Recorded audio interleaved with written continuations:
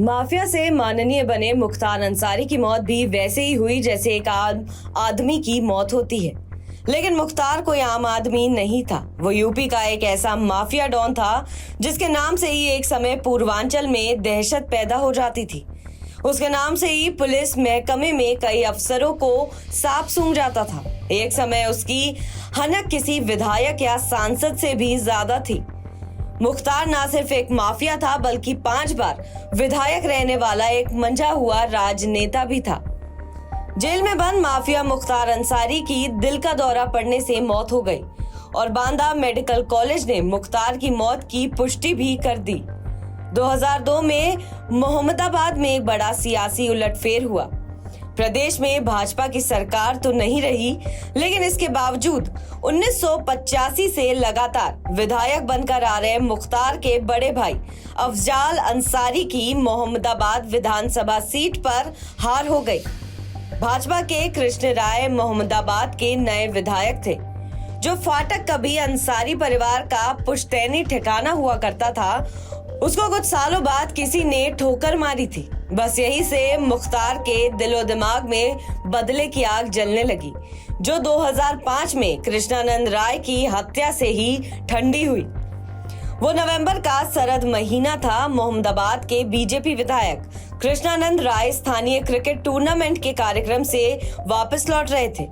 तभी AK-47 से lace अपराधियों की गाड़ी ने सामने से कृष्णानंद राय और उनके सहयोगियों पर अंधाधुंध फायरिंग कर विधायक समेत 7 लोगों को मौत के घाट उतार दिया। हमला इतना भीषण और सुनियोजित था कि सामने वालों को संभलने तक का मौका नहीं मिला। करीब 400 राउंड गोलियां चली और 7 लोगों के शरीर से 60 से ज्यादा गोलियां निकाली गई।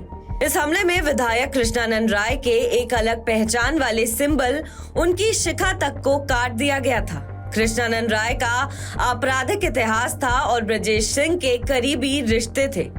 ये हत्या मुख्तार का अपने दुश्मनों को संदेश था कि उससे टकराने का अंजाम सिर्फ मौत है। इस हत्याकांड के बाद पूर्वांचल जल उठा था। मुख्तार पर इस हत्याकांड की साजिश का आरोप था और मुख्तार के शार्प शूटर मुन्ना बजरंगी की अगुवाई में इसे अंजाम दिया गया था। लेकिन बाद में सभी आरोपी इस केस से बरी हो गए थे। 2005 में मऊ जिले में दंगा हुआ था और तब मुख्तार अंसारी की खुली जीप में सुरक्षा कर्मियों के साथ दंगाग्रस्त इलाकों में घूमने की तस्वीरें सामने आई थी।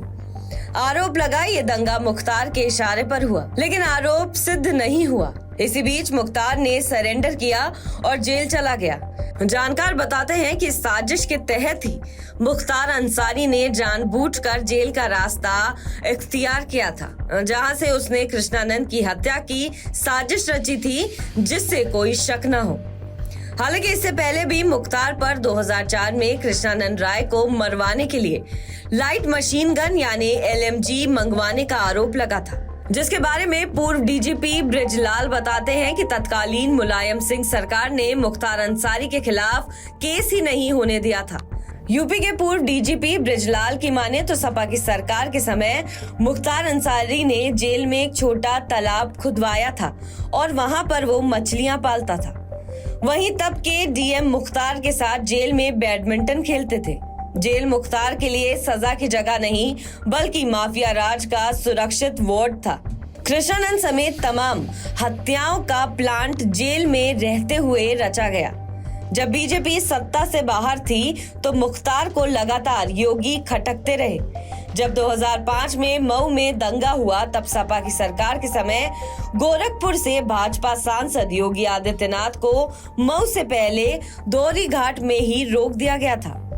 इसी तरह 2005 में जब मोहम्मदाबाद में भाजपा विधायक कृष्णानंद की हत्या हुई तो भी योगी आदित्यनाथ मोहम्मदाबाद के लिए लाव लश्कर के साथ निकले, लेकिन उन्हें मऊ शहर में ही रोक दिया गया।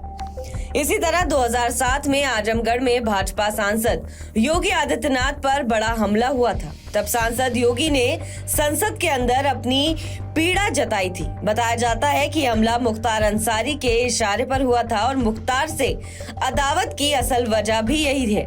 मुख्तार अंसारी सियासी संरक्षण का सबसे बड़ा उदाहरण है। पहले रसूखदार परिवार की वजह से बचा, फिर सपा बसपा सरकारों में डॉन का जलवा कायम रहा। जब योगी आदित्यनाथ यूपी के सीएम बने तो मुख्तार ने राइफल क्लब के जरिए हुई दोस्ती का फायदा उठाकर पंजाब की कैप्टन अमरिंदर सिंह सरकार का संरक्षण ले लिया।